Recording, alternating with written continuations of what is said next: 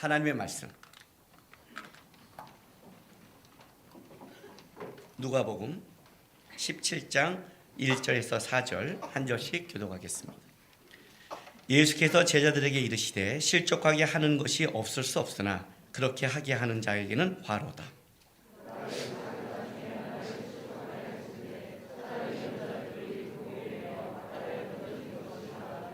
너희는 스스로 조심하라. 만일 내 형제가 죄를 범하거든 경고하고 회개하거든 용서하라.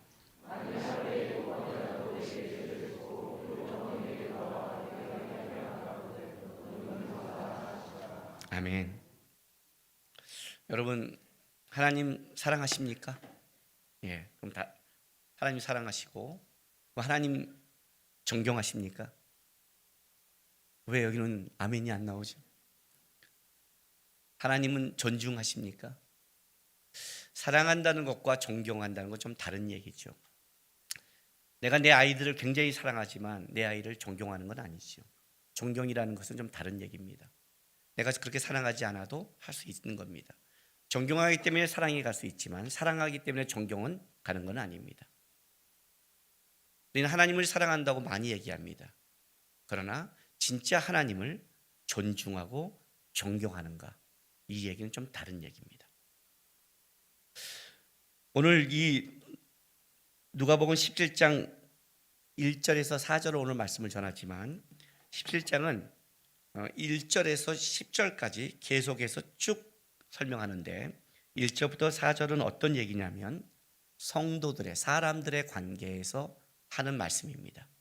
이게 이제 실족시키지 말라는 사람들의 관계에서 하는 것이고, 그리고 이 얘기를 듣고 나서 5절에 사도들이 주께 여짜오되 우리에게 믿음을 더하소서라고 말하니까, 그리고 나서 6절부터 10절은 하나님과의 관계를 예수님께서 쭉 설명하는 겁니다. 그런데 오늘 이 본문은 단순하게 17장 1절에서 10절까지의 말씀이 아니라 여전히 앞부분부터 15장부터 쭉 이어오고 있는 말씀입니다. 그렇죠? 그런데 보세요. 자, 15장 다시 한번 가겠습니다. 1, 2절 보면 모든 세리와 죄인들이 말씀을 들으러 가까이 나오니 바리새인과 서기관들이 수군거려 투덜거리며 이르되 죄인을 영접하고 음식을 같이 먹는다 하더라. 그러니까 현재 예수님 앞에는 죄인과 세리, 바리새인과 서기관, 제자들 모든 종류의 사람이 다 있는 거죠. 그러나 지금 예수님께서 말씀을 하는 것은 모든 사람에게 다 하고 있는 거예요. 지금 제가 여러분에게 말씀하는 것은 믿는 자에게만 말하는 거죠. 제자들에게. 그러나 예수님은 지금 모든 사람에게 얘기를 다 하는 거예요. 근데 앞에 이제 이른 양의 비유를 쭉 할 때는 일단 바리새인들이 투덜거리기 때문이지만 다 듣게 모두에게 얘기하는 거예요. 특별히 바리새인뿐만 아니라 이 앞에 오는 죄인과 세리까지도. 그러나 16장에 가서는 1절에 또한 제자들에게 이르되라고 말합니다. 그러니까 불의한 청지기 첫 번째 그 이야기는 특별히 모든 사람이 듣고 있지만 이건 누구에게 초점을 맞췄어요? 제자들에게 맞춘 겁니다. 그리고 나서 이 얘기를 듣고 나서 그들이 바리새인이 비웃으니까 부자와 나사로 얘기 두 번째 얘기는 다시 또 누구에게 해요? 모든 사람에게 하는 겁니다. 그렇죠? 다시 듣고는 다 있지만 초점이 그렇다는 거예요. 그리고 17장 1절에는 예수께서 제자들에게 이르시되라고 말하는 겁니다. 그러니까 이거는 또 모든 사람이 있지만 누구에게 관점을 맞춘 거예요? 제자들에게 맞춘 거예요. 그러니까 모든 사람 제자, 모든 사람 제자가 되는 겁니다. 모든 사람에게 다 들려주고 특별히 그중에 제자들에게는 어떻게 해야 된다는 것을 다시 한번 가르쳐주고 다시 그걸 비웃자 부자와 나사로의 얘기도 모든 사람에게 다시 얘기해주고 그리고 다시 제자들에게는 다시 말해주는 거예요. 실족하게 할 수 없으나 라고 다시 얘기하는 거예요. 자, 그렇다면 오늘 이 본문을 이야기해서는 앞에 걸 좀 이해하고 다시 이 말이 뭔지를 좀 이해해야 됩니다. 왜냐하면 오늘 이 본문을 이렇게 잘못 들으면 어떻게 되냐면 실족하게, 그치, 사람을 실족시키면 안 되지라고 이렇게 착각할 수 있습니다. 근데 이 실족이 지금 어떤 얘기를 하고 싶냐를 알아야죠. 그죠?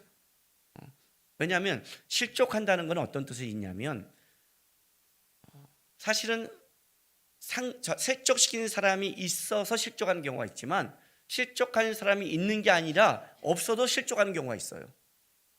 제 말이 실족이 돼요? 뭔 말이 이해가 안 돼요? 왜냐하면 실족이란 건 뭐냐면 내 안에 그것이 중요하게 가졌다는 뜻입니다. 나 그 실족에서는 뭐예요? 나는 그게 중요했다는 뜻입니다. 근데 걔가 그렇게 말해. 어떤 사람이 말하는데 내가 자존심이 상해. 그건 뭐예요? 그건 내가 중요시 여기는 거예요. 오늘 제가 이발하고 왔습니다. 깔끔한가요? 오늘 미장원에서 이런 말을 했습니다. 제가 오늘 이발을 하고 그날 딱 왔는데 성도에게 물어보면 성도들이 어저께 만난 성도가 무슨 이발하신 거예요? 라고 말해요. 그래요. 그럼 난 실족해야 되죠. 아니 어저께는 밤송이었는데 어떻게 나한테 그렇게 관심이 없어요? 어저께 만났는데. 근데 미장원 아주머니가 이렇게 말해요. 목사님만 길고 짧지 보세요. 제가 봐도 머리카락 요만큼 잘랐는데 우리가 볼 때는 똑같아요. 그래요. 그럼 실족해야 돼요? 내가 그거를 갖고 마음에 품고 있으면 어떻게 돼요? 그래도 그렇지 이렇게 관심이 없어? 실족할 수 있죠. 그러나 그것이 나에게 중요하지 않으면 어떻게 돼요? 실족하지 않는 거죠. 이 실족이라는 건 참 우리가 잘 다뤄야 될 문제예요. 내가 실족했다. 그러니까 난 정당하다. 이렇게 가면 안 되죠. 그럼 예수님 때문에 지금 바리새인이 실족했으면 예수님도 연자맷돌을 매야 되는 거예요. 그러니까 그렇게 표현하면 안 되는 거예요. 이게 지금 뭘 얘기하고 싶은지를 이해하시고 이거에 대해 우리가 다시 한번 생각해 봐야 되는 거예요. 일단 부자와 나사로 이야기를 했습니다. 이 예수님의 비유는 어떤 때는 그 비유가 진짜 이게 뭔 말인지라고 몰라서 제자들이 그 비유를 우리에게 다시 한번 말씀해 주세요 하는 그런 비유가 있고, 어떤 비유는 너무 비유가 선명해서 하는 비유가 있는데, 이 부자와 나사로 비유는 너무 선명한 거예요. 왜냐하면 부자가 아버지 아브라함이요 그러니까 이건 누굴 상징하는 거예요? 바리새인과 서기관이죠. 바리새인과 서기관만이 아브라함을 아버지라고 부르는 거니까. 그죠? 그다음에 나사로는요, 거지 나사로는 개가 와서 헌대를 핥아요. 개는 이방인의 상징이죠. 죄인과 세리의 상징이죠. 그렇다면 누가 봐도 지금 이 비유는 부자는 바리새인, 거지는 이방인, 저 죄인들이라는 게 딱 그들이 들으면서 이해가 된 거예요. 이해가 됐는데 결과가 달라졌어요. 아니 이방인이 천국에 가는데 아브라함의 후손이 우리가 못 들어가? 라고 드는데, 이 비유를 들을 때 그들은 충격을 얻었겠죠. 근데 이 충격은 부자가 지옥에 간다는 게 충격이 아니에요. 난 여러분이 이렇게 말할 때 이렇게 해야 될 걸 이렇게 보면 여태까지 설교를 들었나 하는 막 실족하고 싶은 마음이 들어요. 왜냐하면 여러분, 부자는 꼭 천국에 가. 아니 부자도 지옥에 갈 수 있죠. 그렇죠? 그러니까 부자가 지옥에 갔다면 그 부자가 뭐 잘못 살았겠지, 뭔가 겉으로는 부자였지만 이럴 수 있는데, 이 비유를 듣고 진짜 충격은 뭐냐면 거지 나사로가 천국에 간다는 거예요. 이게 충격인 거예요. 목사님들은 일단 천국에 간다고 전제를 해줘야 되잖아요. 아니에요? 장로님들은 간다고 전제를 해야 되는 거 아니에요? 근데 우리가 이런 비유 있잖아요. 천국에 가면 목사님이 천국에 오면 예수님이 맨발로 막 뛰어나온다고. 이제 성도가 옆에서 아니 땅에서 목사님 뒤져봤는데 천국에서 목사님은 다르게 봬요? 그랬더니 예수님이 뭐라고 그래요? 야, 너무 오래간만에 목사가 와서 그래.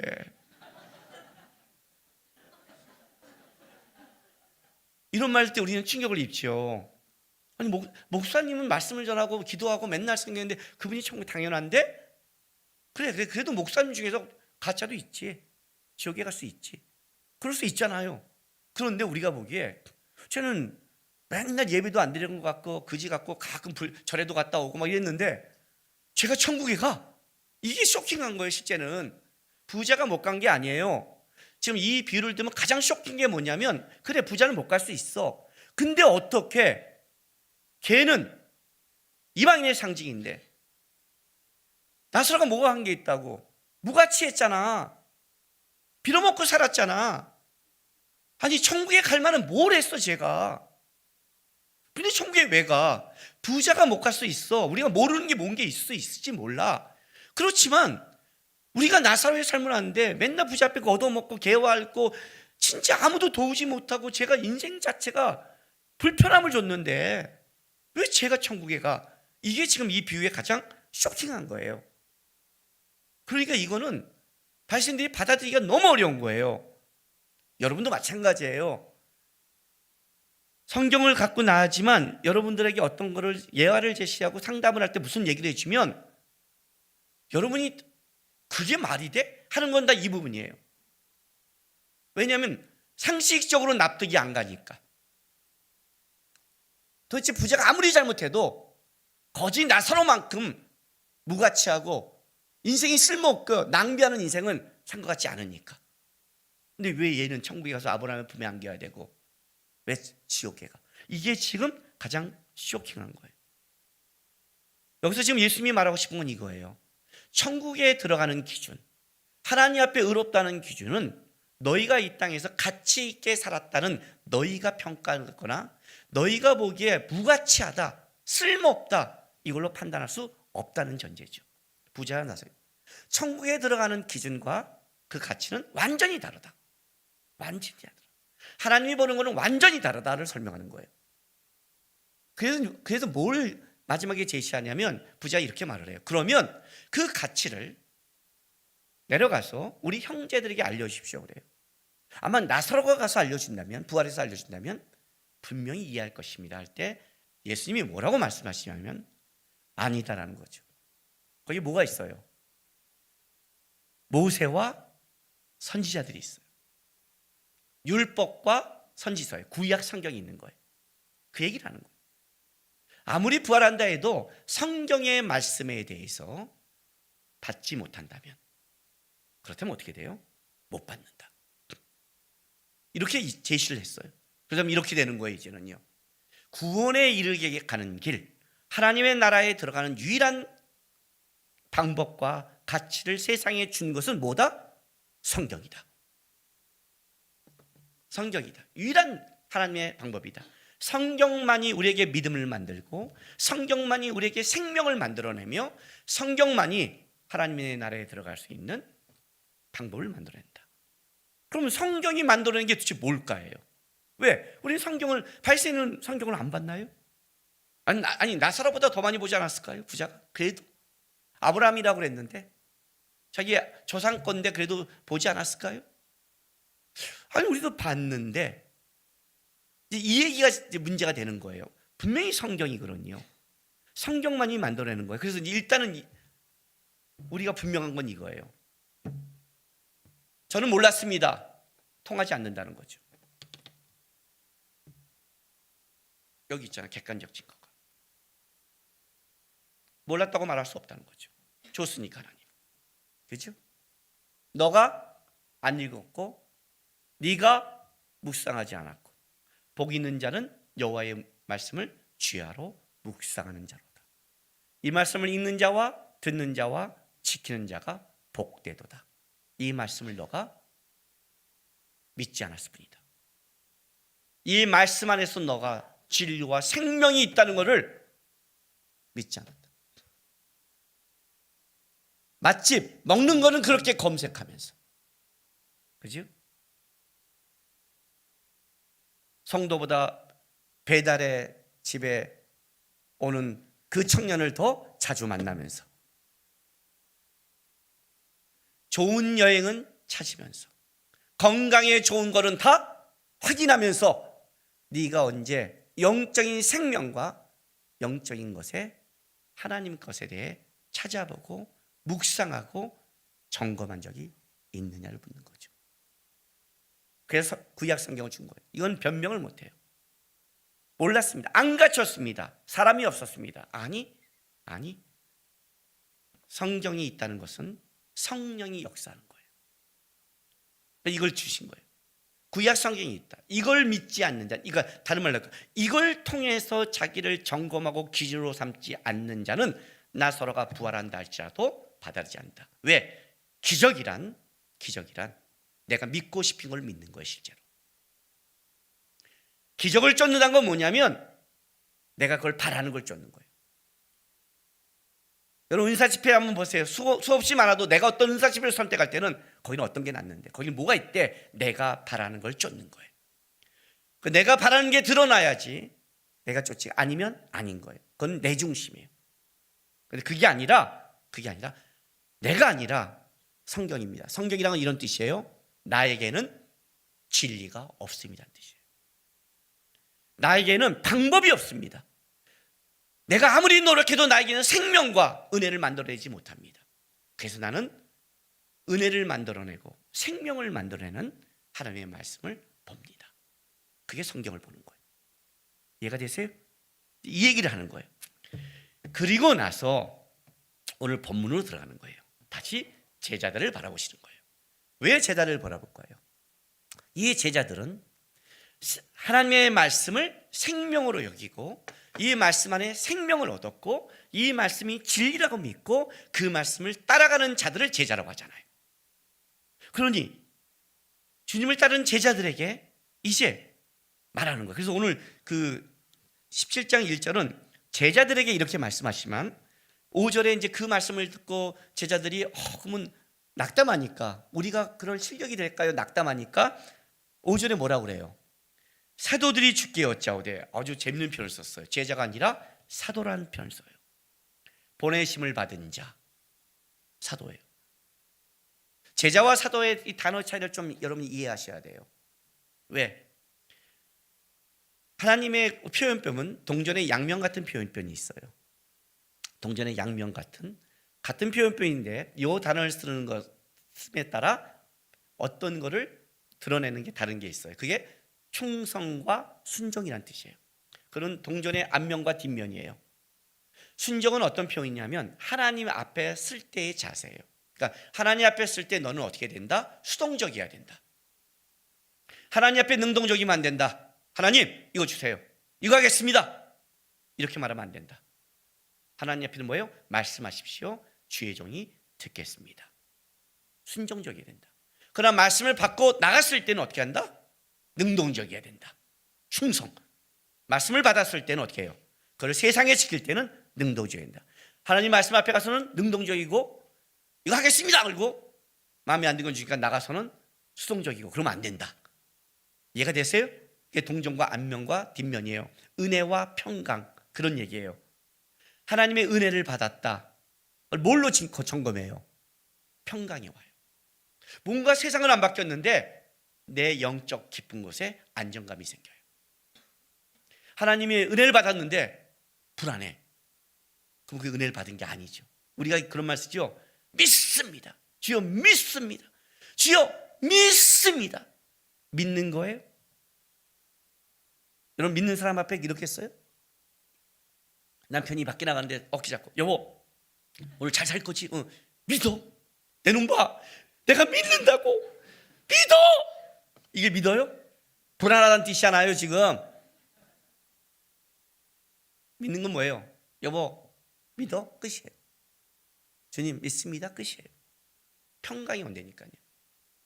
평강이 오면 어떻게 돼요? 은혜를 깨달아요. 앞면과 뒷면이라고요. 이게 같은 뜻이에요. 제자란 스승을 따라가는 자예요. 스승을 닮는 자예요. 그죠? 기준이 나에게 없는 자예요. 난 누구의 제자입니다 그러면 나는 그에게 배웠고 그를 추종하며 그를 따라간다 했을 때 제자예요. 그러니까 제자들에게 말하는 거예요. 너가 나의 제자라면 너희는 이렇게 나를 따라와야 된다 해서 앞에 표현을 쓰는 거예요. 그러나 뒤에는 뭐예요? 사도예요. 사도는 뭐예요? 보내심을 받은 자예요.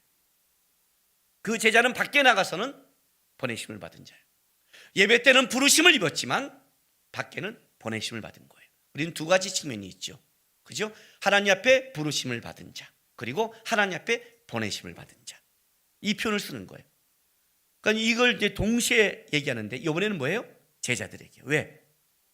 너희가 나의 제자라면 너희는 이런 기준과 이런 방법으로 해야 된다는 걸 설명하는 게 이거예요. 이건 이제 부자의 나사로 얘기를 전제로 하는 거예요. 이해가 되시죠? 전제로 시작되는 거예요. 자, 그리고 보세요. 이렇게 말씀하셨어요. 실족하게 하는 것이 없을 수 없으나 그렇게 하는 자에게는 뭐라고요? 화로다. 화로다. 그가 이 작은 자 중 하나를 실족하게 하진대 차라리 맷돌이 그 목에 매여 바다에 던지는 것이 나으니라. 이렇게 가는 거예요. 자, 실족하게 하는 거 많이 들어봤죠. 예수님께서 제자들을 가르치면서 한 번만 가르친 게 아니라 많이 반복하신 내용들이 있어요. 안식일 논쟁은 특별히 많이 반복하세요. 성경에 기록된 것뿐만 아니라 아마 성경에 기록되지 않은 것도 많이 있었을 거예요. 그중에 예수님이 또 반복하는 것이 뭐냐면 실족에 대한 문제를 다뤄요. 자, 마태복음 18장을 보겠습니다. 1절.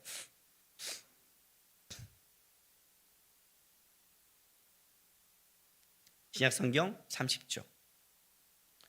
그때 제자들이 예수께 나와 이르되 천국에서 누가 크니이까? 예수께서 한 어린아이를 불러 그들 가운데 세우시고 이르시되 진실로 너희에게 이르노니 너희가 돌이켜 어린아이들과 같이 되지 아니하면 결탄코 천국에 들어가지 못하리라. 그러므로 누구든지 이 어린아이와 같이 자기를 낮추는 사람이 천국에서 큰 자니라. 또 누구든지 내 이름으로 이런 어린아이 하나를 영접하면 곧 나를 영접함이니 누구든지 나를 믿는 이 작은 자 중 하나를 실족하게 하면 차라리 연자 맷돌이 그 목에 달려 깊은 바다에 빠뜨려진 것이 나으니라. 실족하게 하는 일이 있음으로 말미암아 세상이 화가 있도다. 실족하게 하는 일이 없을 수 없으나 실족하게 하는 그 사람에게는 화가 있도다. 여기도 나오죠. 그러니까 예수님께서 실족이라는 이거를 제자에게 많이 가르쳤어요. 너희가 살아가면서 공동체 안에서 사람의 관계에 가장 중요한 것 중에 하나는 뭐냐면 너의 삶을 통해 다른 영혼이 실족하게 만든 일을 가장 조심하라는 거예요.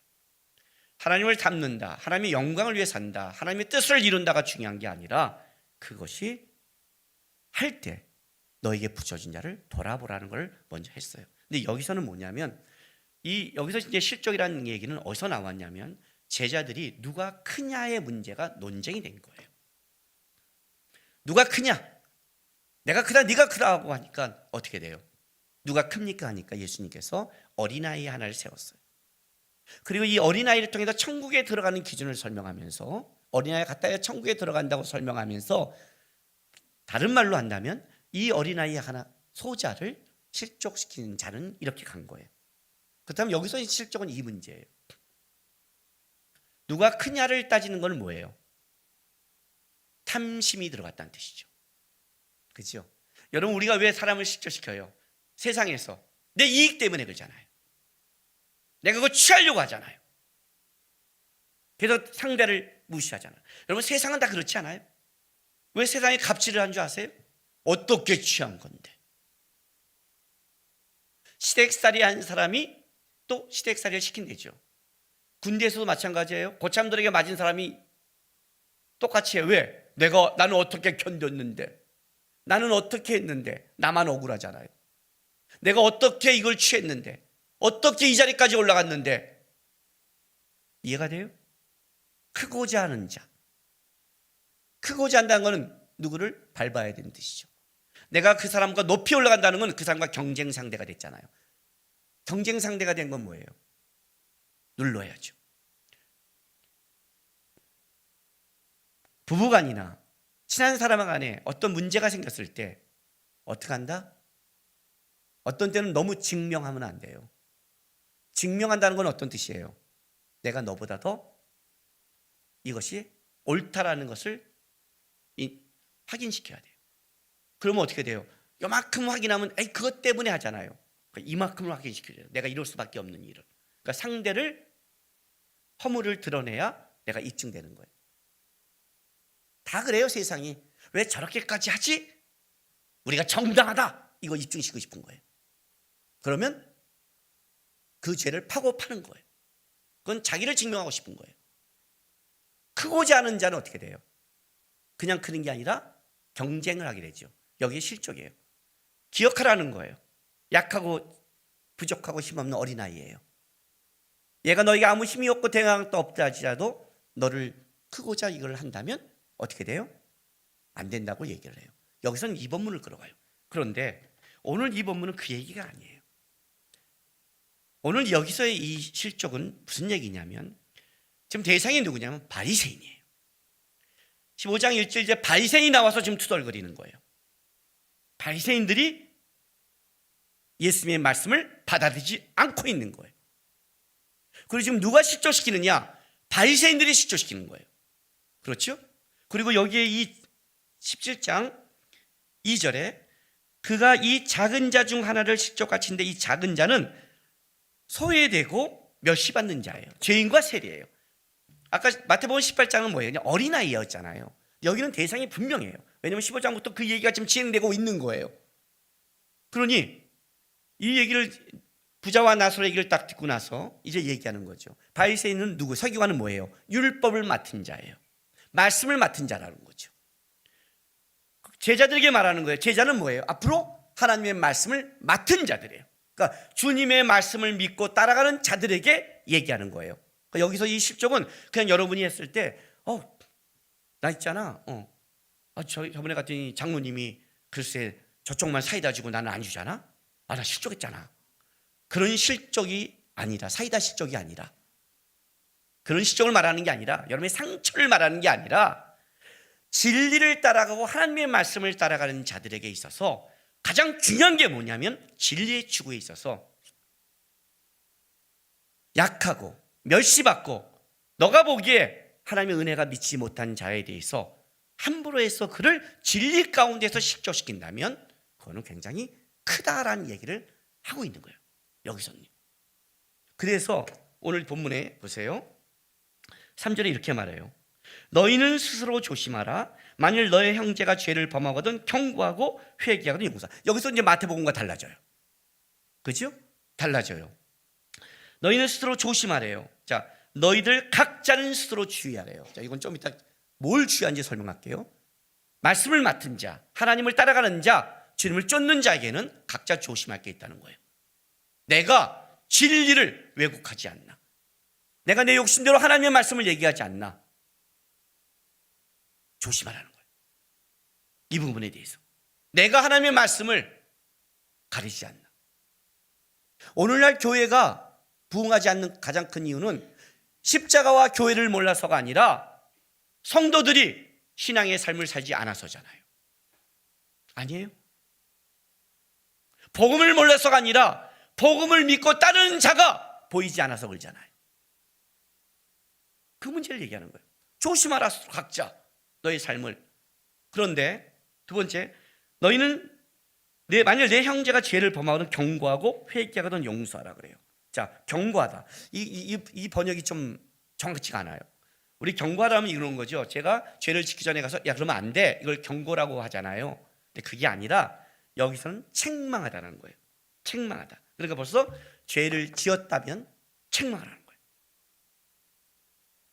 그리고 어떻게 해요? 회개하면 용서하래요. 용서는 어떻게 하느냐? 또 우리가 슬쩍 넘어가고 싶은 구절. 만일 하루에 7번이라도 내게 죄를 짓고 7번 내게 돌아와 내게 회개하라 하거든 너는 용서하라. 그러면 무조건 회개한다 그러면 용서하란 말이지. 무제한, 7번은 완전서 무제한이에요. 그걸 말하는 게 아니에요. 전제가 있어요. 회개하거든 용서하래요. 회개라는 합당한 열매가 맺지 않으면 안 되는 거예요. 세 개가 나왔어요. 말씀, 그죠? 진리의 문제. 뭐가 나와요? 치리. 그리고 뭐예요? 용서. 이 세 가지를 뭐라고 하는지 아세요? 교회의 표지라고 그래요. 교회의 표지. 교회 들어올 때 딱 쓰는 거 있죠. 교회의 본질이라고 그래요. 여러분이 신학교 가서 교리를 배우거나 웨스트민스터 신앙고백이나 교리를 배우면 교회의 본질이 뭐고 교회의 표지가 뭐냐고 말한다면 세 가지를 말해요. 말씀, 치리, 용서예요. 용서는 뭘로 하느냐? 성례라고 해요. 그래서 교회의 표지는 말씀, 치리, 성례. 어떤 사람에게 하나님 앞에서 치리할 때 가장 큰 벌이 뭔지 아세요? 성례를 못 들어오게 하는 거예요. 성례에 못 들어온다는 것은 그리스도와의 연합을 인정하지 않는 거예요. 그래서 중세시대는 성례를 교황이 못 오게 하면 그 사람은 죽여도 돼요. 무서운 말이에요. 여러분이 성찬식 그냥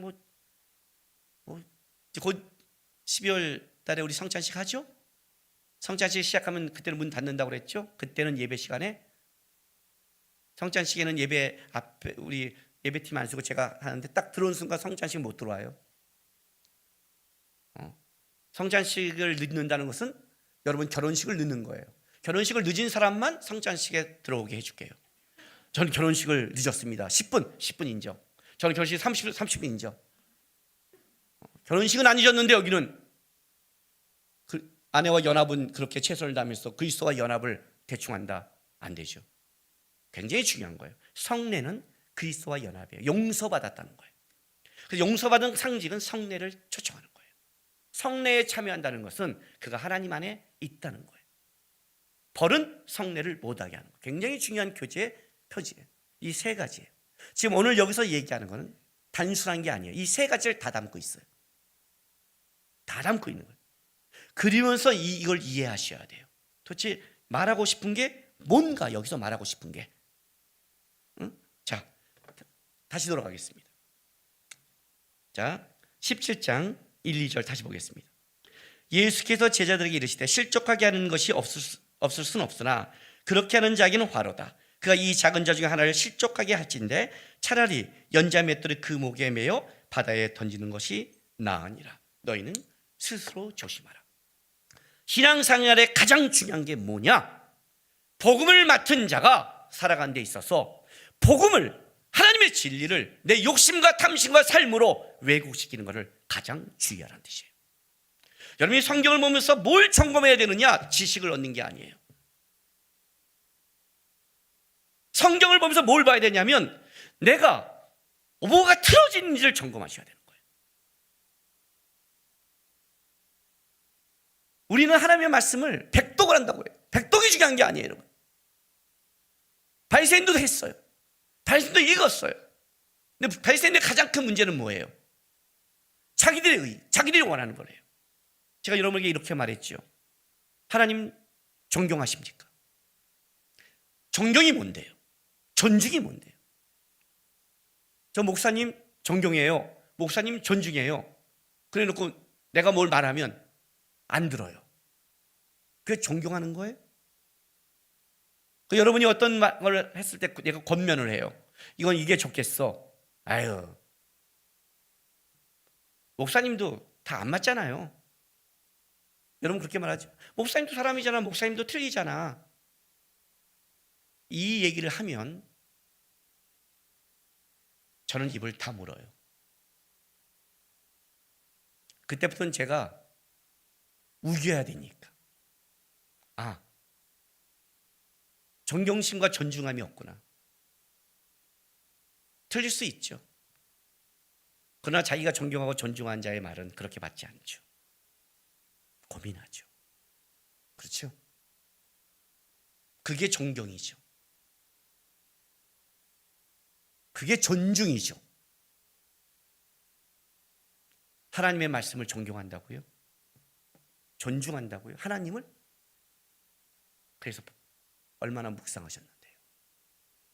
얼마나 여기서 찾아봤는데요? 얼마나 여기서 점검받았는데요?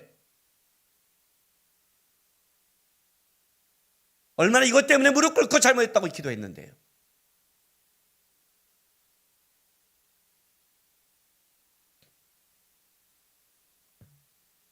고아원의 아버지 조지 밀러가 5만 번 이상 기도 응답을 받은 비법을 기자가 물었어요. 당신은 어떻게 해서 이렇게 5만 번 이상 기도 응답을 받았습니까?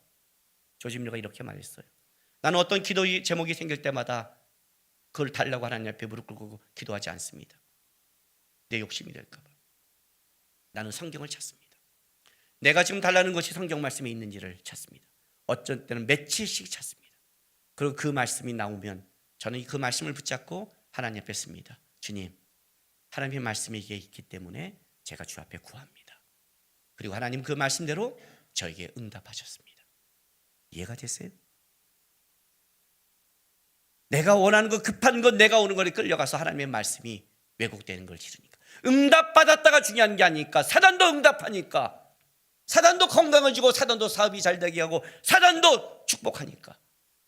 축복으로 따진다면 세상 사람이 더 잘 살고 권력을 갖고 있으니까. 나는 이 땅에서 세상을 쫓는 게 아니라 나는 하나님을 쫓습니다. 이해가 돼요? 스스로 조심하라. 그게 신앙의 삶이다.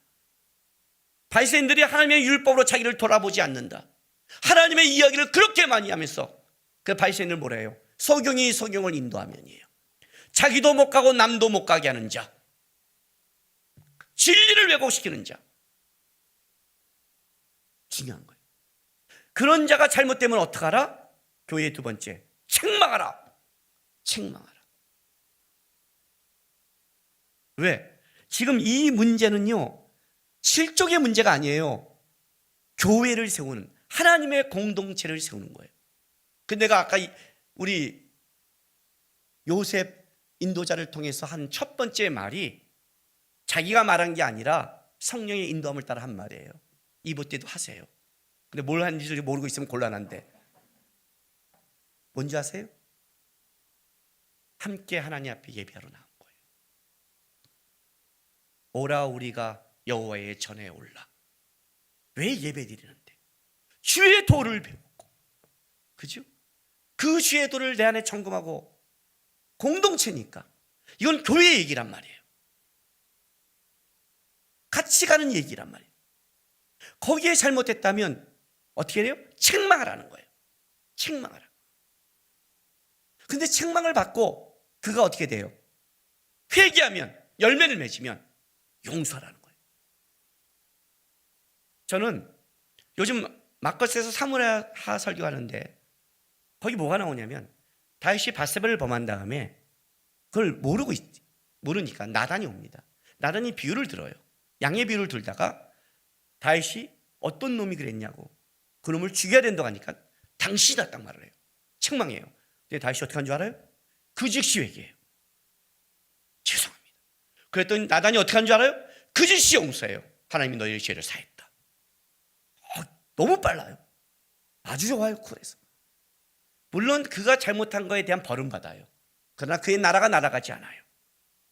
아주 중요한 거예요. 이 문제는요, 진리의 문제에서는 그냥 용납이 없어요. 그 용납을 안 하면, 그냥 용납해버리면 어떤 일이 벌어지느냐? 진리를 왜곡시키는 거예요. 아니, 걔 삶이 틀어져요. 이거는 생명과 연결되어 있다는 거예요. 진리의 문제에 있어서는 뭐예요? 회개하면 용서하는 거예요. 회개에 합당한 열매를 맺어야 돼요. 하나님의 말씀으로 내 방향이 틀어져야 된다고요. 하나님의 말씀으로 내가 조심해야 된다고요. 그럼 어떻게 한다? 용서한다. 용서는 어떻게 한다? 계속한다. 그러면 우리 이렇게 말하잖아요. 그러면 계속 회개한다면 용서해? 여러분, 그건 회개한 게 아니죠. 잘못해놓고 미안해. 그건 회개한 게 아니죠. 그건 죄를 더 쌓는 거죠. 그렇지 않아요? 여러분, 그것 때문에 더 분노하지 않아요? 가끔 우리 애들 키울 때 애들이 잠깐만 지금 미안해. 그게 미안한 거야 이 새끼야 그러잖아요. 미안한 사람은 알죠. 교회는 이런 곳이에요. 너희가 진리를 따라가는 데 있어서는 수없이 실수할 거다. 우리의 본질이 진리에 가까운 게 아니라 죄에 가깝다. 너희는 하나님의 본질에서 계속 실수한다. 우리는 계속 점검할 거다. 그러니까 우리는 계속 회개하는 거예요. 실제로. 그럼 어떻게 한다? 하나님의 용서와 하나님이 받아들인 것은 끝이 없다. 교회는 하나님 편에 서는 자는 언제든지 받고 끊임없이 받는다.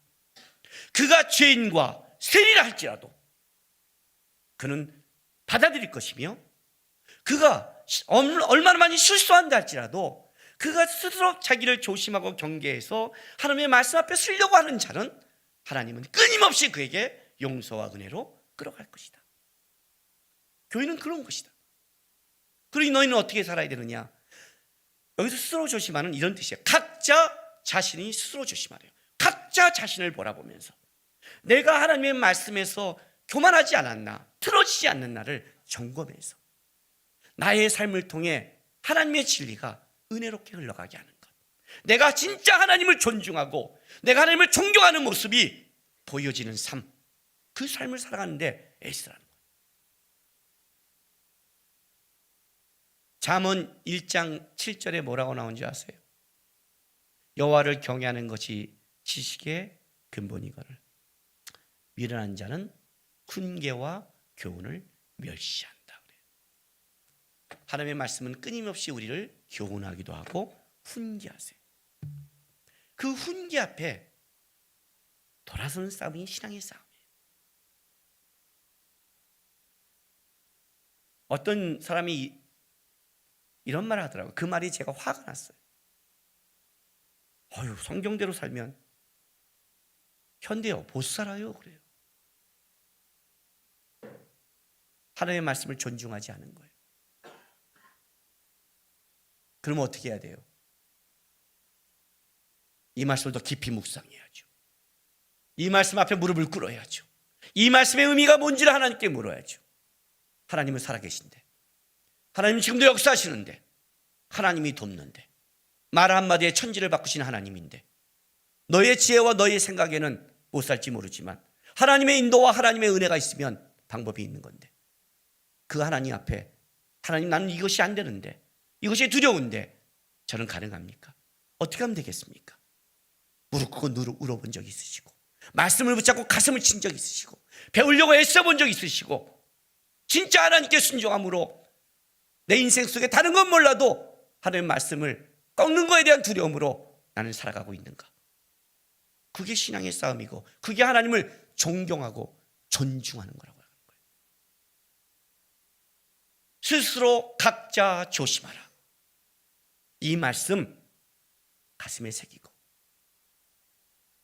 나를 통해서 교회와 하나님이 진리가 꺾이지 않는가를 생각하면서 여러분의 인생을 통해 하나님이 존경되고 존중되고 있다는 것을 여러분을 보면, 죄를 보면 진짜 하나님 말씀 앞에 두렵고 떨며 사랑한다는 것이 드러나는 그런 성도의 삶을 살아가시기를 주님의 이름으로 부탁합니다.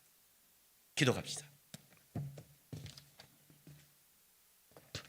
하나님, 말씀을 주셔서 감사합니다. 평생 말씀을 생명으로 여기고 하나님의 말씀을 존중하고 존경하며 점검받으며, 내가 대단한 어떤 일을 하지 못한다 할지라도 적어도 내가 아는 만큼은 그 말씀을 붙잡는 싸움 보이면서 살아가겠습니다. 우리 시간 다 같이 다짐하며 나가겠습니다. 기도하겠습니다. 거룩하신 아버지 하나님, 감사합니다.